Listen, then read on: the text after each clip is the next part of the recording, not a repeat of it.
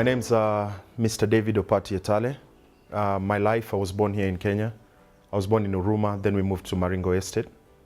I went to Dr. Kraft Primary School. And then from there, I just developed the passion of playing football. How I ended up in the UK, it was quite, when I was playing for Tusker Football Club, I received a phone call from one of my good friends. And he told me that the British Army are recruiting. And as soon as he said that to me, we went online, I applied online, and I managed to get a position to go to the UK and join the British Army.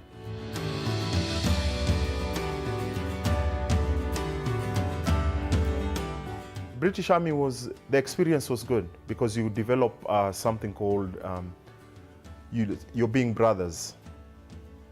And the more you get to know each other, because you're doing a job that's not many people can do. It was something that I enjoyed quite a lot because it gave me a lot of opportunities to get to where I am today. The turning point in my life was when we deployed to Afghanistan. It was the most hostile place in the world at that particular moment in time, which I believe still is. And my accident was the turning point. And the things that I saw happening to my friends, that was my turning point.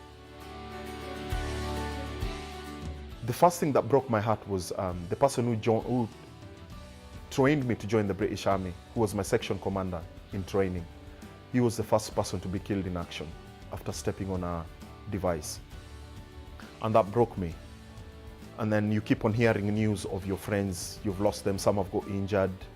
And then you don't realize that this thing can happen to you. So when it happened to me, it was a shock to me when I woke up in hospital because I knew my life has changed. It happened, we were going on patrol and I remember it was 6 a.m. in the morning, we left. And it was quiet the whole day, up to about 6:30 in the evening. And then we got under contact, heavy fire from the Taliban. It was quite intense. It almost lasted for almost 2 hours until when we got the American air support. And then my boss told me that we have to evacuate the area.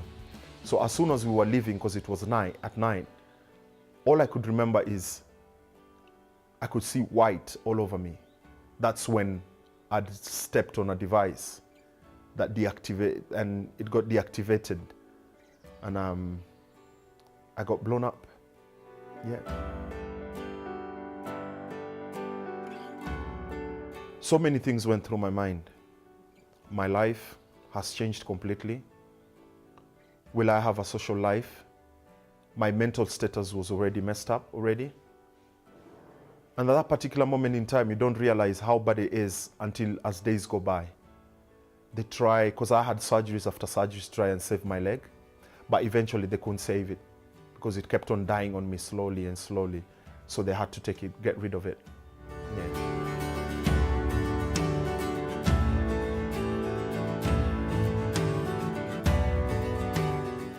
My motivation to come back, I always say, is my daughter. Because everything that I've done, because she's 9 years old now, and everything that I've done, every single day, she sees what I'm doing. And because I developed something called war post-traumatic stress disorder. So this is something that plays with your mind. This is where you dream about the events, the things that have been happening around you. You think about your friends that you've lost.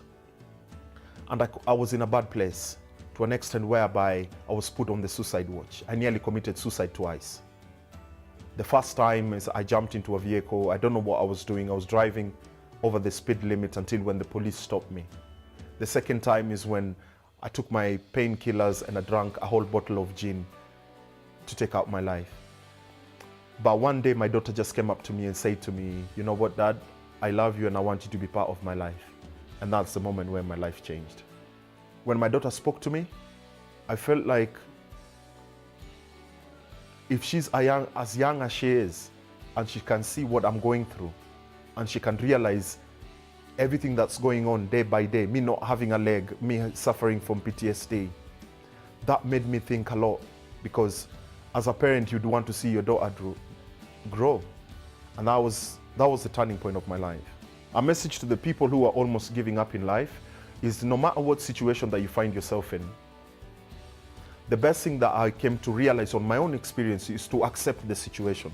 Once you accept the situation, it becomes much easier for you to deal with everything that's going on around you. Because the worst thing that we always try and do as human beings is to try and seek for sympathy. Sympathy to me is a way of negativity, because once someone comes and feels sympathy for you, you will make that step to the next level.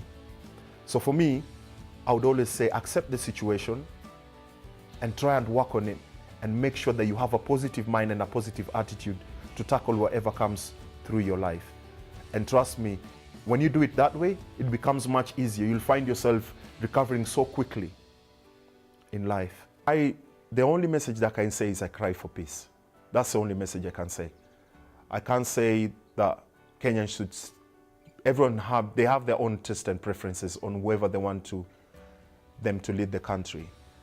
And it's not about what tribe you come from. It's about